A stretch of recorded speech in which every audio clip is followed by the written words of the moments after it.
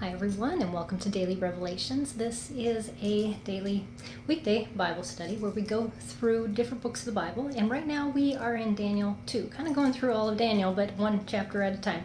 And so today is day 3 of our study in Daniel 2, and so what I asked, if you download our planner, you'll see this in your today's lesson for the planner, but it is to go through and find some cross references based on a verse that God just pops out at you and says, look into this deeper. That's how God stirs our hearts. He does so with a still small voice. He doesn't smack us over the head with it, but it's one of those things where you just keep coming back. And it happened that the thing that got my attention today was actually 3 separate verses that said the exact same thing. And when an author repeats something, it's worth looking at.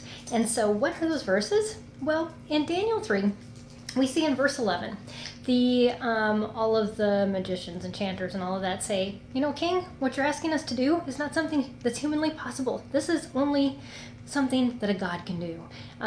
They were wise enough to know this wasn't something in their wheelhouse. It wasn't even going to be possible for them to not only interpret the dream, but tell the king what his dream was. But Daniel knew something different. In verse 22, he states, as God gave him in his prayer, this is what he says, it is he, God, who reveals the profound and hidden things, and he knows what is in the darkness, and light dwells with him. And then later on, when he goes to tell the king that I know your dream, I know the interpretation. This is what he says to the king about God, and that it is not him, it is not his own wiseness, that's a word, his own intellect, his own knowledge that revealed this. It was God alone. Going back to what the magicians and all those said from the beginning. And they say this in verse 27.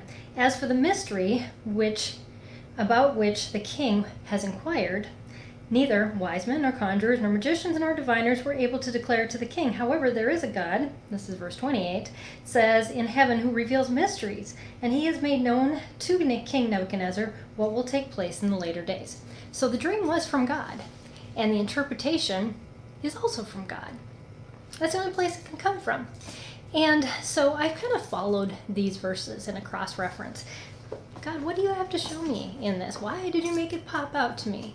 And a lot of the verses took me to saying that God is light, and there is no shadow. There is no darkness to God.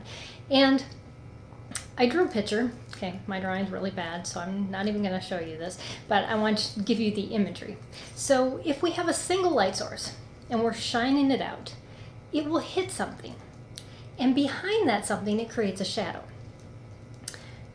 And so, how can it work that there is no shadow with God? Well, we have to realize that God is omnipresent. He is everywhere. He isn't just in one place. And so if you have a bunch of different lights, say in a room, from every single angle, the shadow disappears. It just is where whatever the object is standing on that's covered. And God can even see from underneath.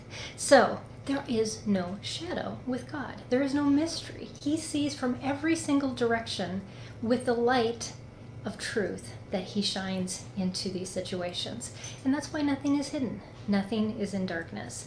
And even though the things of darkness would like to hide, they can't, because God is in those places. So I hope that really helps you today to realize that when we get into places where we are just consumed by the unknown, the mystery, nothing is mysterious to God. He knows. He knows what even we can't see, because we are looking at it from our own perspective. And the note I made to myself at the very end was, you know what? God is our Father. He tells us that. And what father doesn't put their child up on their shoulders and say, look, this is what I see? So if you have a situation that is just difficult and you're like, I can't see what's really going on here, ask God to lift you up, put you on his shoulders, and to show you what he sees. And then keep going along with him. So thanks for joining me on Daily Revelations today, everybody. And I will see you again tomorrow as we look at day 4 of our study of Daniel 2. Have an awesome day.